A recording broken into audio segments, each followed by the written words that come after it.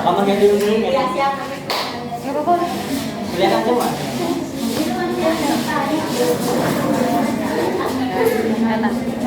Baik, mohon perhatiannya teman-teman semua. Sebelumnya kami buka. Assalamualaikum warahmatullahi wabarakatuh.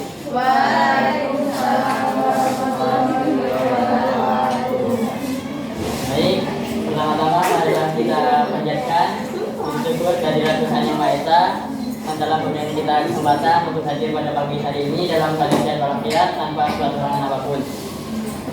Baik, selanjutnya saya yang terhormat Ibu Ulfa MSI yang berhalangan hadir untuk pagi hari ini dan teman-teman semua yang saya banggakan.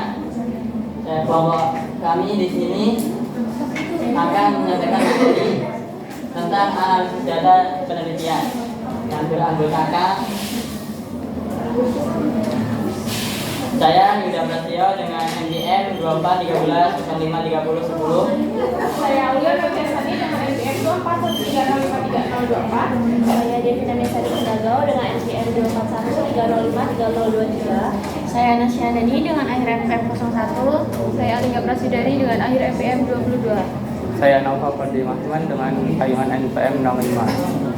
Baik, untuk materi pertama akan disampaikan oleh Saudara Nova. Badannya di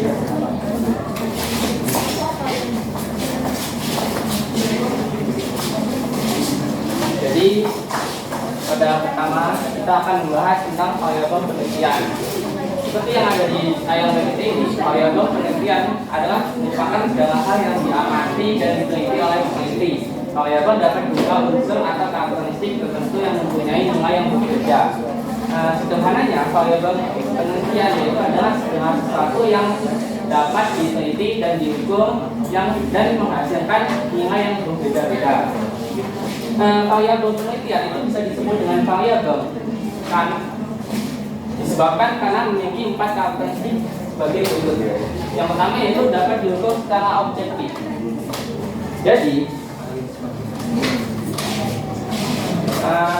Jadi dapat diukur secara objektif itu menjadikan variabel itu tidak sembarangan. Contohnya itu saat kita penelitian yang berhubung tentang pengaruh motivasi terhadap hasil belajar siswa di kelas 5A dan 4A. Kan dapat diukur secara objektif. Jadi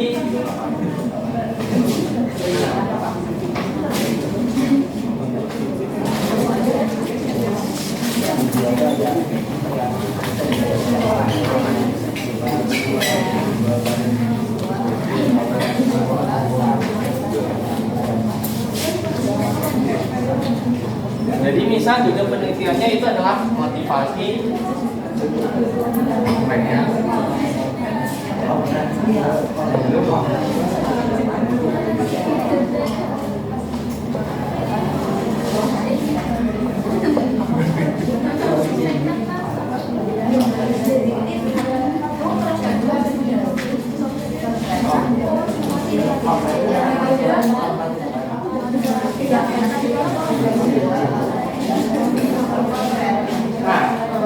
misalnya itu adalah penelitian yang berjudul motivasi belajar terhadap hasil belajar.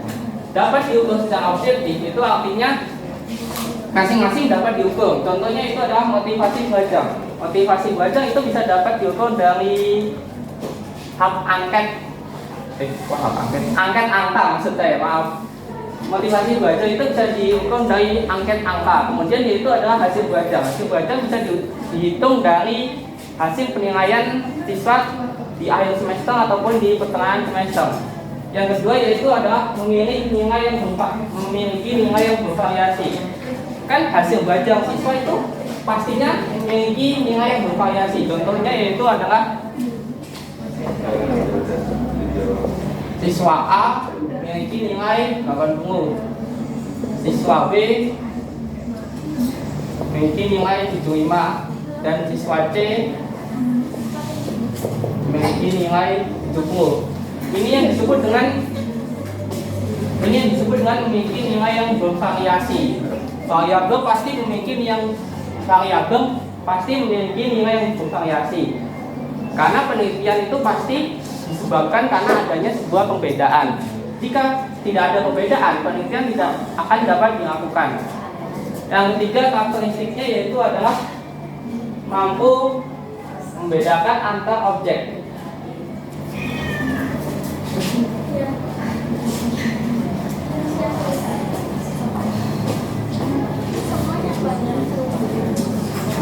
Mampu membedakan antar objek itu jadi gini.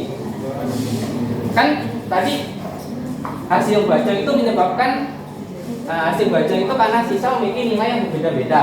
Terus mampu membedakan antar objek. Jadi ini hasil tidak hanya sebatas sebuah angka saja. Misalnya siswa A memiliki angka 80, ini tidak hanya sebatas angka saja, tapi ini menghasilkan turunan yang lain, yaitu misalnya motivasinya tinggi.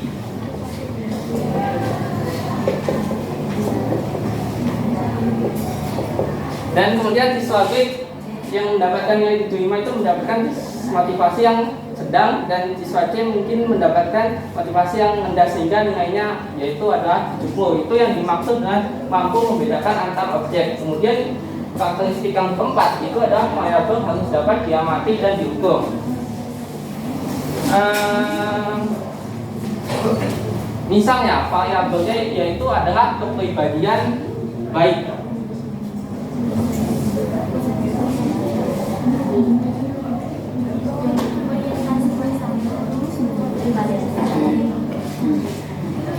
Menurut awam kepribadian baik itu yang seperti apa? Jujur, sopan, Satu, jujur, sopan. disiplin. Dua aja. Kalau menurut Agin, kepribadian baik itu seperti apa? Di depan. Tadi saya jujur Pak. Jujur, terus Tanggung jawab ya, disiplin. Jawab. ini menurut Al ya. Kalau menurut Agin, tanggung jawab. Ya. Terus Disiplin. disiplin. Bertanggung. Nah, tentang Agin dan kok tanggung jawab. Maaf ya tulisannya jelek. Menurut Al, kepribadian baik itu dapat diukur dari tingkat aku seperti jujur dan sopan. Dan menurut Al, menurut Agin, menurut Agin, kepribadian baik itu dapat diukur dari kepribadian yang yaitu bertanggung jawab dan disiplin. Ini kan antara penilaian dari Agin dan penilaian dari Al kan berbeda satu sama lain. Jadi kepribadian baik ini terlalu abstrak. Tidak ada indikator yang jelas untuk menilai kepribadian baik. Jadi ini tidak bisa disebut dengan variabel penelitian yang baik. Variabel penelitian yang baik itu seharusnya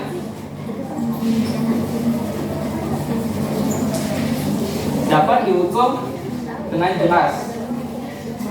Contohnya kita ambil variabel penelitian yaitu disiplin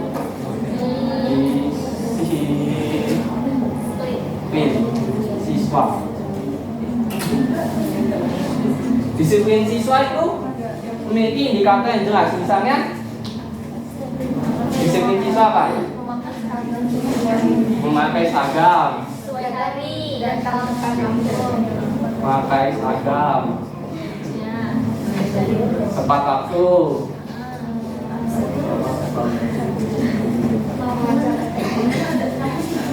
Dan itu PR tugas. Mengerjakan PR.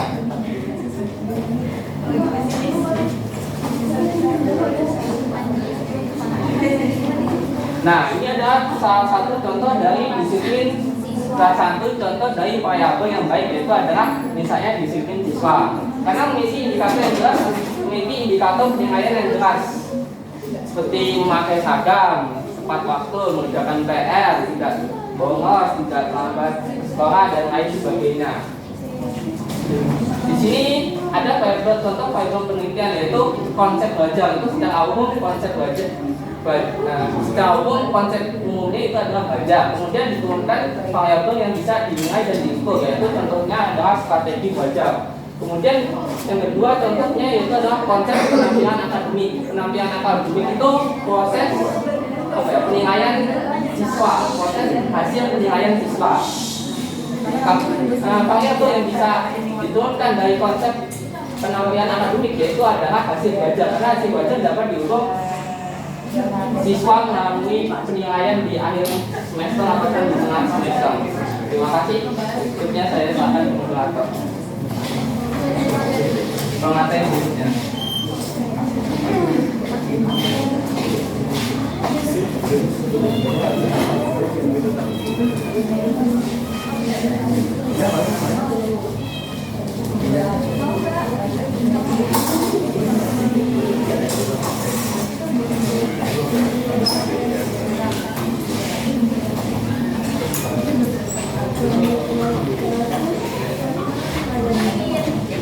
Baik teman-teman, di sini saya akan lanjutkan materi hasil tentang variabel penelitian. Sebelum kita masuk ke sejenis, di sini saya akan menuliskan contohnya terlebih dahulu.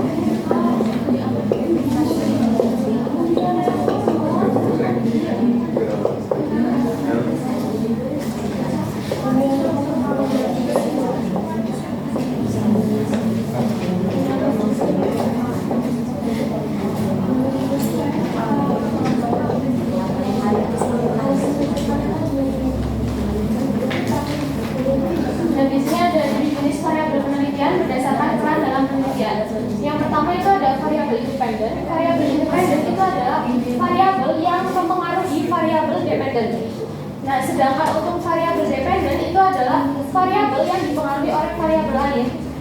Nah, contoh sederhananya itu disebutannya variabel independen itu sebagai penyebabnya.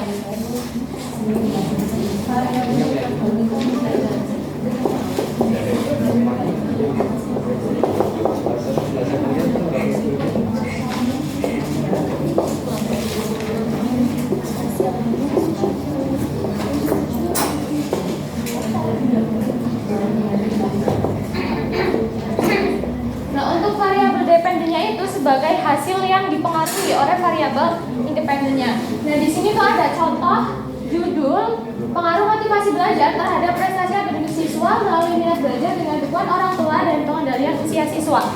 Di sini untuk independennya, variabel independennya, jadi penyebabnya itu adalah sebagai motivasi belajar. Kenapa motivasi belajar? Kan sudah dibilangin bahwa independen itu penyebabnya. Berarti sama aja dengan pengaruh. Di sini motivasi belajar itu sebagai penyebabnya.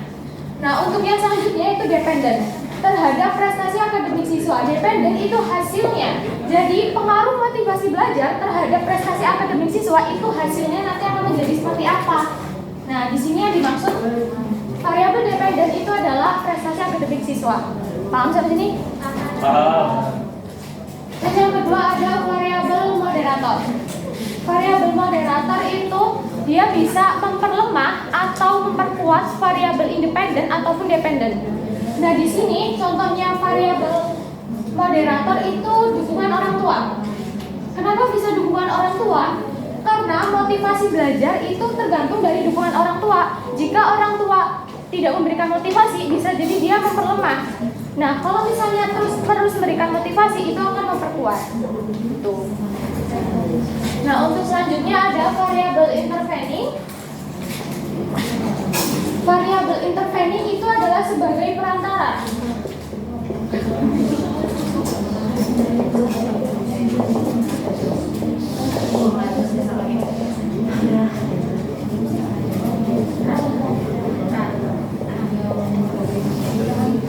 Nah, variabel intervening ini sebagai perantara dari variabel independen ataupun dependen.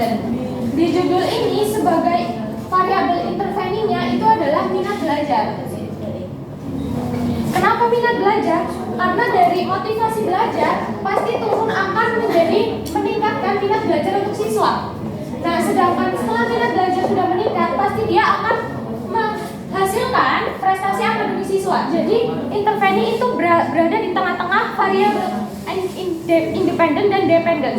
Jadi dia sebagai perantaranya di tengah-tengah. Paham? Nah, untuk variabel selanjutnya itu ada variabel kontrol.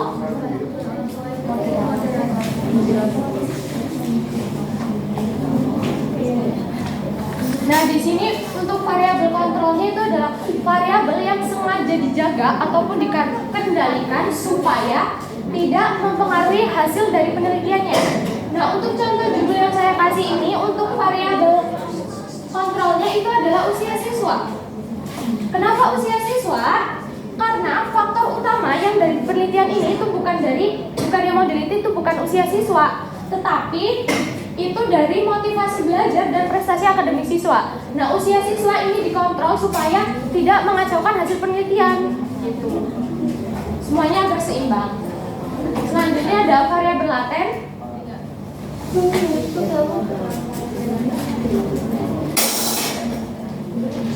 Nah, untuk variabel laten itu variabel yang tidak bisa diukur secara langsung atau secara nyata, tetapi dapat diketahui melalui indikator-indikator tertentu. Contohnya seperti motivasi belajar nih, dia kan nggak bisa dilihat secara langsung. Nah, itu dinilainya melalui indikator. Contoh ketekunan belajar, terus habis itu keseriusan, habis itu semangat untuk belajar. Sampai sini paham? Terus yang selanjutnya ada klasifikasi variabel lainnya berdasarkan sifat. Yang pertama itu ada kategori. Kategori itu berupa kelompok. Contohnya itu seperti jenis kelamin. Nah, untuk yang selanjutnya itu ada diskrit. Diskrit itu berupa angka tetapi tidak bisa dipecah, seperti jumlah siswa, terus saudara kandung. Terus untuk selanjutnya ada kontinum. Kontinum itu berupa angka yang memiliki rentang tertentu tapi nggak bisa dipecah. Contohnya itu tinggi badan atau berat badan. Selanjutnya ada berdasarkan skala. Yang pertama itu ada nominal. Nominal itu sama aja, hanya yang membedakan kategori seperti agama ataupun jenis kelamin. Yang kedua itu ada ordinal. Ordinal itu urutan atau tingkatan. Jadi itu kayak juara kelas 1, 2, 3 dan seterusnya. Nah, untuk yang interval itu ada jarak yang sama antar angka tetapi tidak memiliki nol mutlak. Contohnya itu seperti suhu 30 derajat Celcius. Selanjutnya itu ada rasio. Rasio itu memiliki jarak yang sama tetapi memiliki nol mutlak, seperti berat badan ataupun tinggi badan. Nah, selanjutnya di sini ada berdasarkan manipulasi. Yang pertama itu ada aktif. Jadi di sini data itu bisa dimanipulasi atau diatur oleh peneliti. Contohnya itu seperti metode pembelajaran, diskusi ataupun tanya jawab. Nah, yang selanjutnya itu ada diskrit. Diskrit itu data yang tidak bisa dimanipulasi, seperti usia, jenis kelamin dan lainnya. Terus selanjutnya itu ada berdasarkan bentuk data. Itu ada kontinu, yang berarti data dalam bentuk rentang angka bisa dipecah. Contohnya seperti nilai ujian 85 gitu. Terus selanjutnya ada diskrit. Diskrit itu dalam bentuk bilangan bulan. Variabel pengganggu. Maksudnya di sini adalah peneliti itu variabel yang tidak mempengaruhi hasil penelitian tanpa direncanakan. Jadi contohnya nih, penelitian tentang motivasi belajar dan prestasi akademik siswa. Ternyata di salah satu siswa itu ada ikut les tambahan, sehingga les tambahan itu menjadi sebutannya sebagai variabel pengganggu karena bisa menjadi hasil penelitian yang terganggu. Ya, presentasi dari saya. Selanjutnya saya terangkan. Oke dulu Mut, ganti HP. Untuk selanjutnya itu ada statistik deskriptif dan statistik inferensial. Nah, untuk statistik deskriptif itu digunakan untuk menyajikan dan menggambarkan data apa adanya tanpa generalisasi ke populasi. Jadi hasil dari statistika deskriptif ini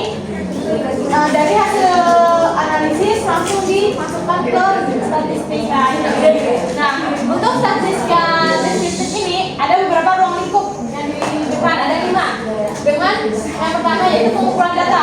Pengumpulan data itu dilakukan biasanya dengan observasi, wawancara, kemudian angket. Kemudian ada penyajian data. Nah, untuk memudahkan hasil analisis tersebut, adanya penyajian data. Penyajian data itu biasanya dengan diagram lingkaran, diagram batang, dan diagram garis. Kemudian ada ukuran pemusatan. Untuk ukuran pemusatan itu dilakukan dengan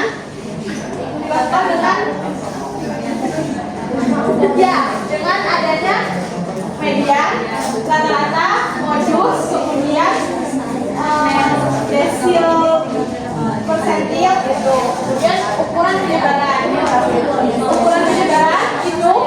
Ukuran penyebaran biasanya diketahui dari adanya jangkauan atau range, kemudian jangkauan atau range apa? Itu termasuk dalam ya timbangan bagus dan varias. Terus habis itu distribusi data. Untuk distribusi data itu ada berbagai macam. Distribusi data itu berdasarkan kemencengan dan juga kemiringan. Kemudian untuk statistika deskriptif ini digunakan biasanya untuk menjelaskan nilai siswa, kehadiran, dan karakteristik responden. Sedangkan materi yang selanjutnya yaitu statistika inferensial. Statistika inferensial ini digunakan untuk menarik kesimpulan dan menguji hipotesis berdasarkan data sampel. Kemudian ada beberapa unsur penting. Yang pertama itu ada populasi dan sampel. Di materi sebelumnya sudah dijelaskan tentang materi dan sampel. Populasi dan sampel. Untuk populasi itu adalah seluruh subjek atau objek yang dijadikan untuk penelitian. Sedangkan sampel itu beberapa ya dari populasi. Kemudian untuk parametrik ini datanya digunakan apabila dia ini sudah sesuai dengan asumsi. Kemudian jika parametrik itu digunakan apabila dia tidak sesuai dengan asumsi yang digunakan. Nah, kalau statistika diferensial ini digunakannya untuk menguji efektivitas metode pembelajaran atau hubungan antar dua variabel. Next. Nah, di sini statistika diferensial itu ada berbagai macam lagi, ada jenis variabel. Seperti materi sebelumnya juga di kelompok sebelumnya dijelaskan tentang jenis variabel itu ada dua, kuantitatif dan kualitatif.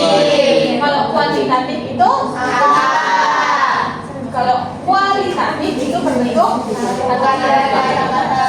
Nah, kalau kuantitatif itu contohnya seperti nilai hasil ulangan, gitu. Terus jumlah siswa di kelas.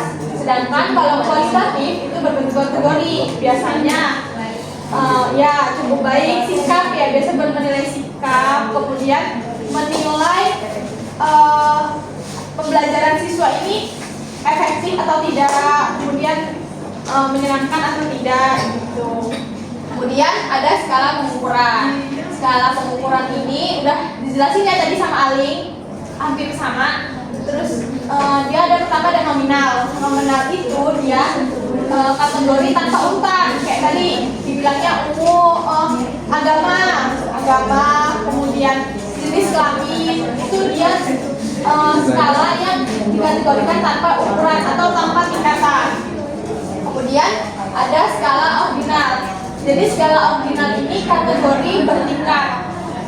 Contohnya itu ketika pembagian kelas, ada kelas 1, kelas 2, kelas 3, dan seterusnya. Terus interval skala interval itu adalah skala yang memiliki jarak sama, tapi nolnya mutlak. Seperti contohnya itu derajat suhu. Jadi suhu itu ada 0 derajat, tapi bukan berarti dia itu nggak ada derajatnya, nggak ada suhunya, dia tetap ada, cuma dia 0. Kemudian ada skala rasio. Skala rasio itu memiliki jarak yang sama,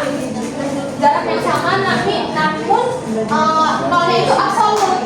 Kayak contohnya kita mengukur suatu ruangan, ini jaraknya itu ada nolnya, titik nolnya gitu kan. Terus tinggi badan, kemudian ada lagi ukuran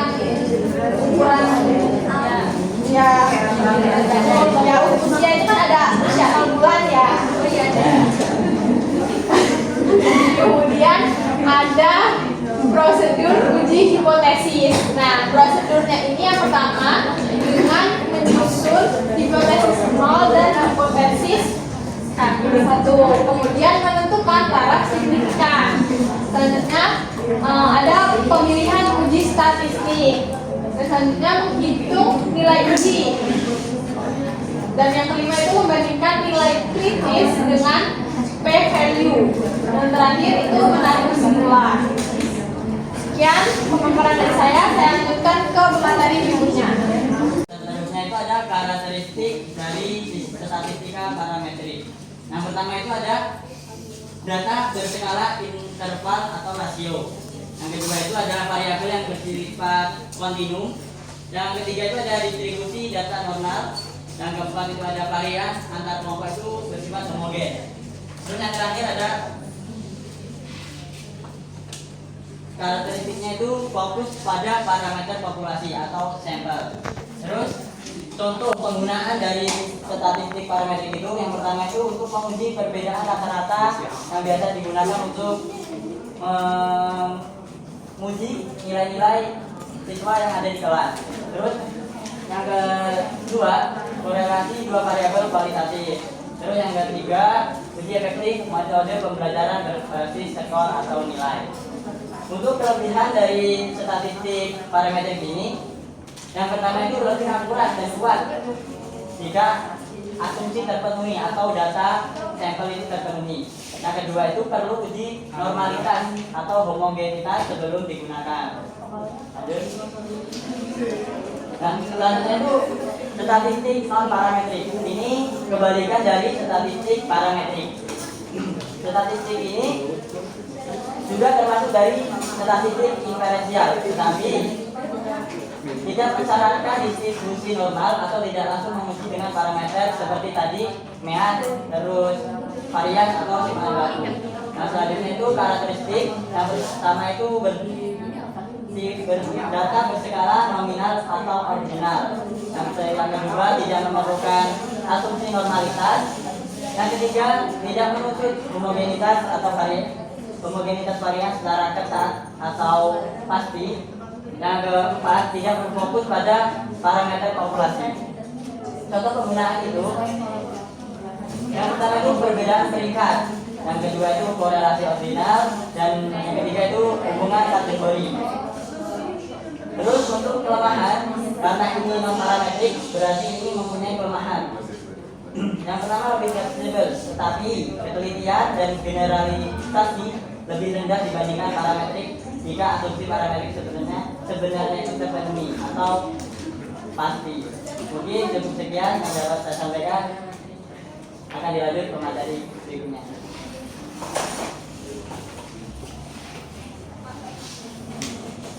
Baik, terima kasih yaitu pada materi selanjutnya akan saya sampaikan pertama teks analisis data.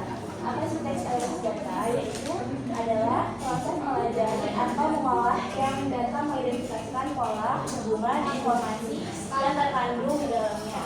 Ada pula tujuannya yaitu untuk mendapatkan pemahaman yang kita lebih dalam lagi tentang data yang kita ambil misalnya berdasarkan informasi yang kita dapat. Next.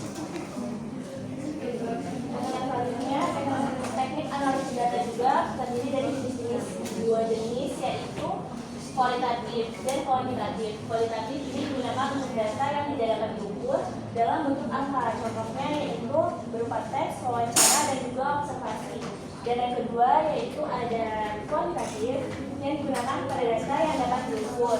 atau dinumerikan serta adalah menggunakan teknik statistik dan komputasi. Contohnya yaitu regresi, analisis variasi, dan juga analisis faktor.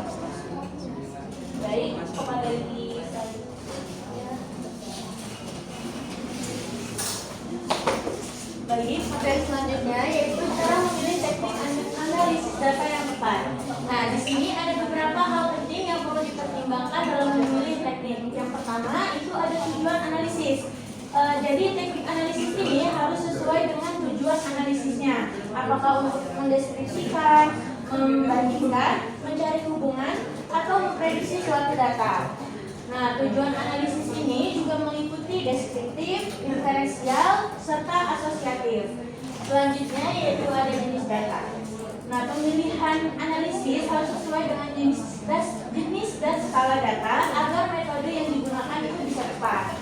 Lalu selanjutnya yaitu ada ukuran sampel. Jadi ukuran sampel besar kecilnya ukuran sampel ini sangat mempengaruhi hasil penelitian di akhir. Lalu ada kemampuan analisis. Nah, teknik yang dipilih harus sesuai dengan kemampuan analisis agar hasil penelitian ini bisa lebih akurat.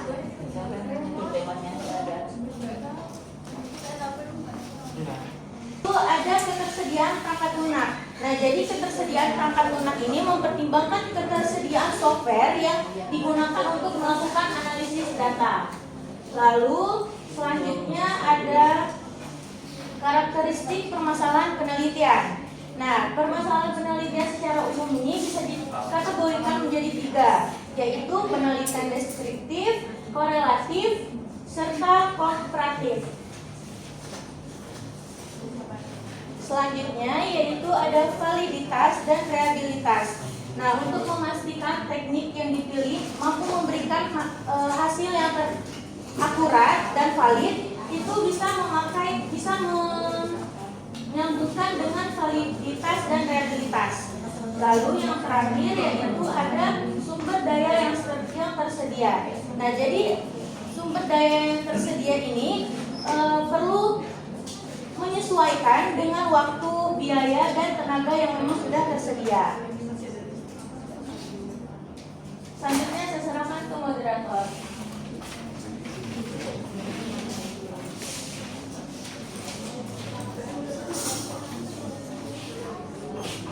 Baik, itu tadi penyampaian materi dari kelompok kami. Di sini kelompok kami membuka sesi tanya jawab yang berisi 3 pertanyaan. Yang ingin bertanya monggo.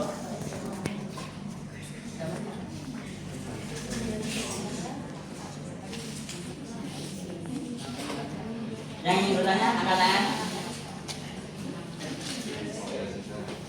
Oke, monggo. Jika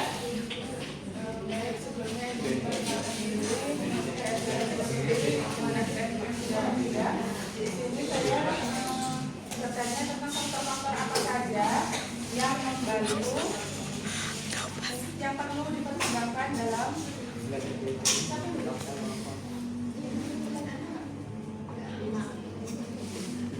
faktor-faktor apa saja yang perlu dipertimbangkan dalam menentukan teknik analisis data. Ya. Dan terima kasih. ada lagi? Melisa. Sebelumnya perkenalkan nama saya Sadya Asrianti dengan hasil FDN 26. Jadi pertanyaan saya, dalam presentasi kalian tadi disebutkan ada variabel independen dan dependen. Bisa kalian tolong kasih contoh sederhana dalam penelitian pendidikan di sekolah dasar? Apa sudah jelas? Ya. Ya. Selanjutnya ada yang ingin bertanya lagi? Oke, ayo Rizka. Baik, izin bertanya. Sebelumnya sudah pertama kali saya sekalian terima kasih dari PM34. Pertanyaan saya adalah, menurut kelompok kalian, kenapa sih peneliti harus memahami skala pengukuran? Atau terdiri dari nominal, ordinal, interval, rasio sebelum memilih uji statistik? Apa akibatnya jika skala data tidak sesuai dengan teknik analisis yang digunakan?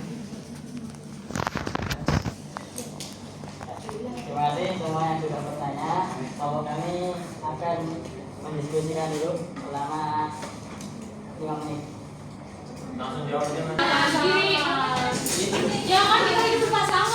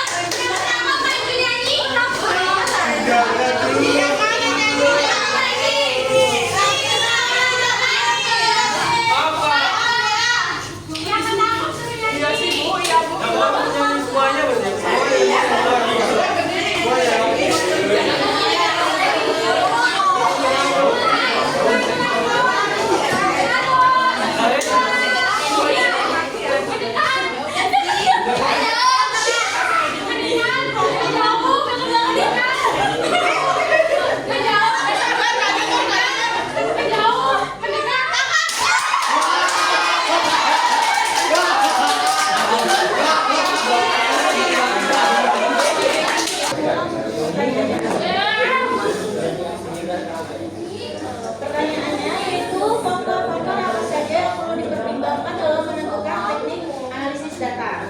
Kan tadi saya udah sampaikan kan di materi yang aku sampaikan tadi itu terkait tujuan analisis gitu. Nah selain itu peneliti juga perlu memperhatikan asumsi statistik yang harus terpenuhi, terutama jika menggunakan analisis statistik parametrik. Dengan mempertimbangkan faktor-faktor tersebut, teknik analisis data yang dipilih dapat sesuai dengan kebutuhan penelitian.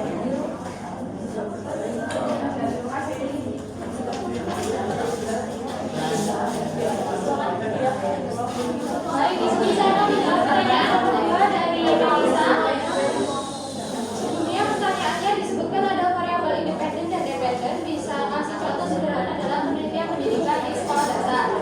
Jadi contohnya nih ada satu judul yang berjudul itu pengaruh penggunaan media gambar terhadap hasil belajar IPA siswa kelas 5 SD. Nah, untuk variabel independennya itu penggunaan media gambar. Untuk variabel dependennya itu hasil belajar IPA siswa yang dipengaruhi oleh penggunaan media gambar. Artinya itu media gambar digunakan sebagai perlakuan.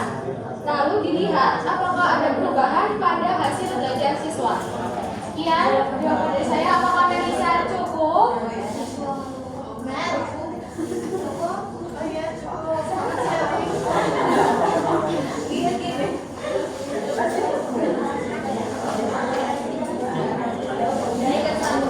Menjawab untuk pertanyaan dari Aaron ya. Pertanyaan dari pertanyaannya yaitu menurut kalian kenapa peneliti harus memahami skala pengukuran nominal, ordinal, integral, rasio sebelum pilih uji statistik, dan apa akibatnya jika skala data tidak sesuai dengan teknik analisis yang digunakan? Baik, untuk jawabannya yaitu pemahaman skala data adalah syarat mutlak dalam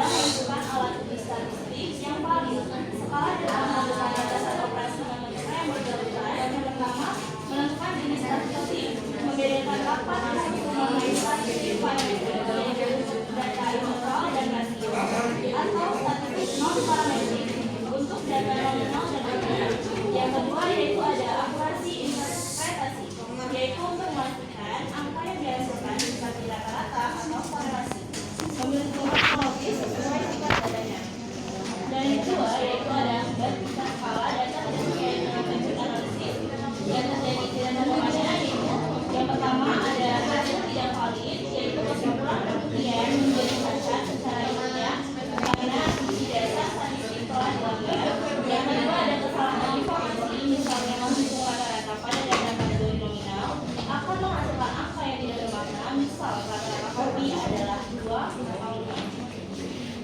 Dan yang ketiga itu adalah kesalahan pengambilan keputusan, yaitu penelitian bisa menemukan ada pengaruh atau hubungan variabel yang signifikan positif palsu, padahal secara matematis tidak dapat dibuktikan.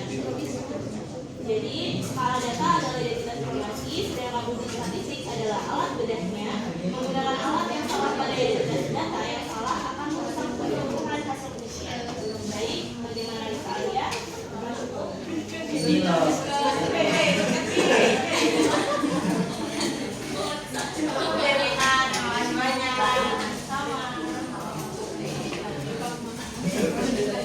Baik teman-teman, kesimpulan materi kita pada hari ini yaitu variabel penelitian merupakan unsur penting dalam sebuah penelitian. Pemahaman yang tepat mengenai jenis dan karakteristik variabel. Ini sama di S1 bukan? Bukan.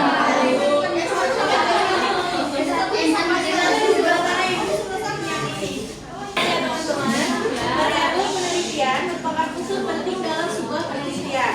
Pemahaman yang tepat mengenai jenis dan karakteristik variabel sangat menentukan ketepatan desain penelitian dan teknik analisis yang digunakan.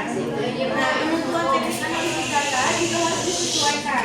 Pemilihan teknik yang tepat akan menghasilkan analisis yang valid, reliable, dan dapat dipertanggungjawabkan secara ilmiah.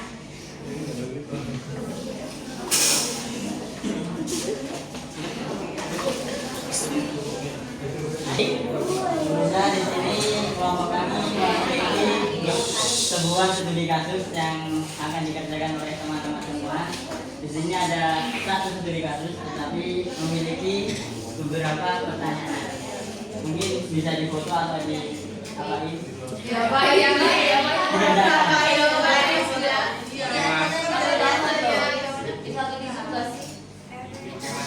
PPT-nya ada apa di bagian bawah? Nanti share ya PPT-nya, kan belum di-share. Ya, Di-share ya. Makasih ya infonya.